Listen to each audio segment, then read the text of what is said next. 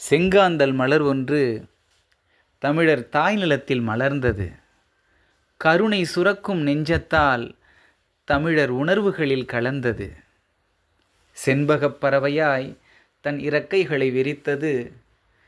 தன் தேசம் என்று நம்பியே சுதந்திரமாய் சுற்றித் திரிய முற்பட்டது. தன்னிகரில்லா பேரினமாம் தன்மானம் குலைந்து நிலம் சுருங்கி சொந்த நிலத்திலேயே அகதியாய் வாழும் அவலத்தை உணர்ந்தது. சீற்றம் கொண்ட தாய்ப்புலி போல் பகைவர் கதை முடிக்க பாய்ந்தது.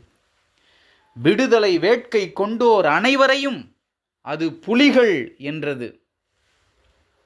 எதிரிகளின் பெரும் எண்ணிக்கையிலான படைப்பிரிவுகளை நின்று நிதானித்து வேட்டை நடத்தி சிதறடித்தது.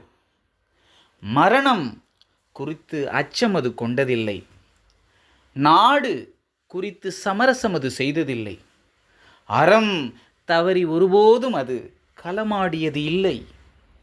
அதனாலேயே போராடியபடியே போராடிய நிலத்துக்குள் விதை போல் அது வீழ்ந்தது.